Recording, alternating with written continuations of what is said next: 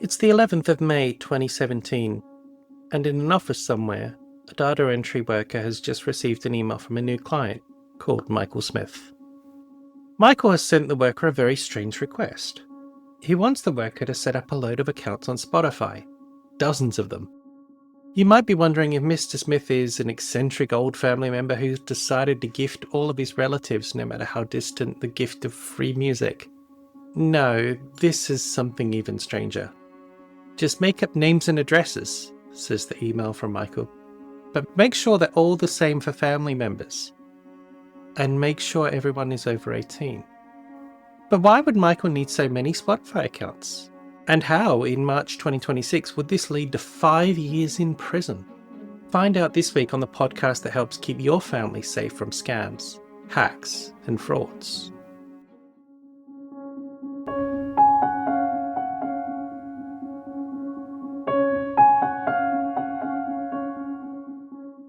Remember to subscribe to us on Apple Podcasts, Spotify, or whatever podcast platform you prefer.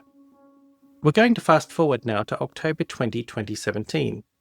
Michael is doing the books. He's set up 52 different accounts on cloud computing platforms, which are services that let you rent computers in data centers to do certain tasks. Each one of these 52 cloud computing accounts controls 20 accounts on streaming platforms. The data entry worker set those up as families, so he doesn't have to pay for individual accounts. 52 cloud computing accounts times 20 streamers makes 1,040 accounts under his control at any one time. If he had been listening to songs all of the time, that would be about 636 songs per day per account, or over 661,000 songs listened to each day in total. Now, you might be wondering what Michael is going to do with so many streams. Maybe he's going to become the world's biggest musician on Spotify, you might think. 660,000 listens a day is a lot, but in 2017, the biggest streaming artist on Spotify was Ed Sheeran with 3.1 billion streams. If Michael was going to try and manipulate the charts to come out on top with his bots, it would take him over a decade to reach those sort of figures, even if Ed Sheeran didn't get any more listens. But manipulating the charts is not Michael's plan. He doesn't need a bigger botnet. He just needs half a penny. If each stream netted him a royalty of half a penny, he figures his botnet should be able to pull in $3,300 a day, or over $1 million a year. All he needs to do is upload some of his own music, set his botnet to listen to them, and cash in.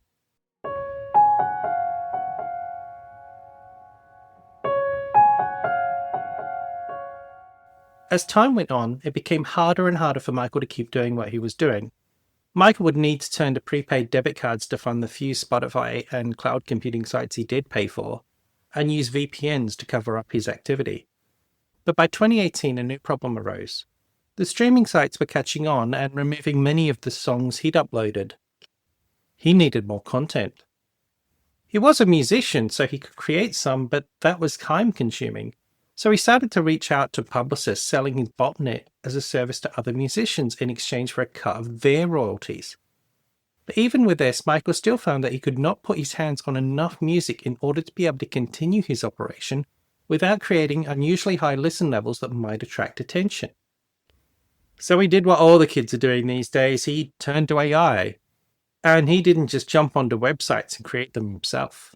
He reached out to executives at AI companies to get them to automatically churn out musical slop.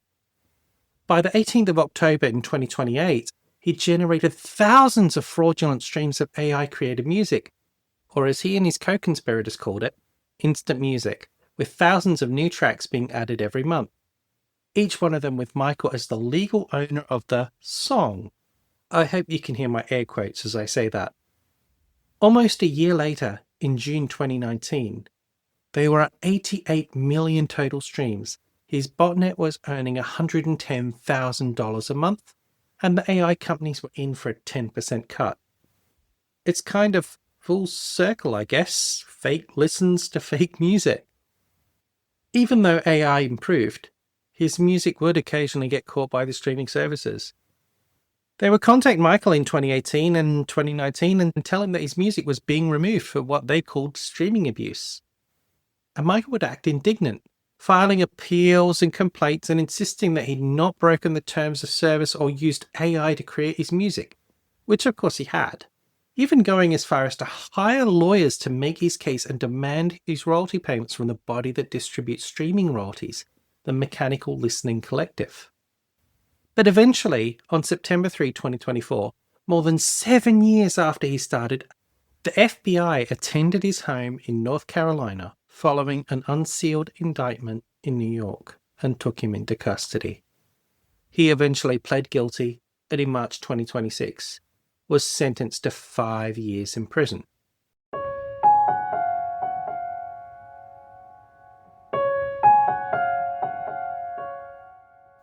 Okay, so you might be wondering what this has got to do with you. You might be thinking, I'm not Spotify, I'm not in a band, what has it got to do with me?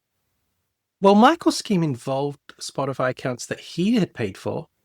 Not all streaming scammers do that. In 2019, Spotify users had noticed that they had a whole lot of songs in their listening library that they'd never listened to. And like Michael's music, these were short, had generic artwork, and could only be found on Spotify. Once this had started to get picked up in the press, the tracks disappeared as mysteriously as they'd appeared. We never found out if this was some enterprising kid in his bedroom, organised crime, or state-linked hackers Spotify is keeping silent.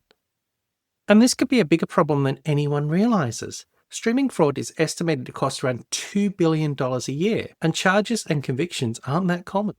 Streaming sites typically use a pro rata model to distribute royalties. What that means is the sites pull together the revenue they get from ads and subscriptions and then divide that by the number of plays.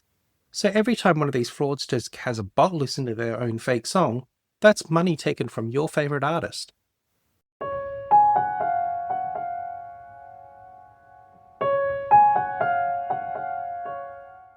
I know I talk about passwords a lot. If you're using a site like Spotify, you might be thinking, who cares if they steal that password? What are they going to do? Listen to music? Well, now you have your answer. These hacked listeners see money that might have gone to artists you love and care about, sent literally anywhere.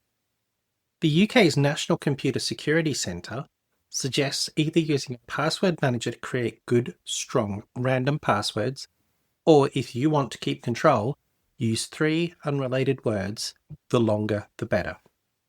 3 words is a lot easier to remember than a bunch of random letters and characters. And please do turn on multi-factor or 2-factor authentication where it's available, even if you think that account can't do anything important. You never know what someone else might be able to use it for. I've been C, and this has been Scams, Hacks and Frauds. Please share this show with the music lovers in your life.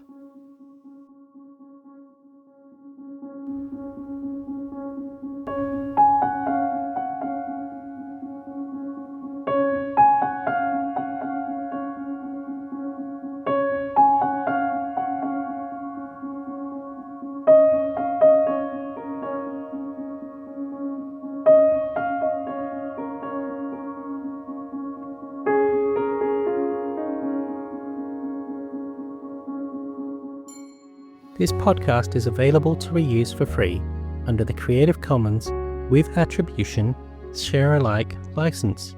The music is not included in this license. For more information on the Creative Commons license, please visit creativecommons.org.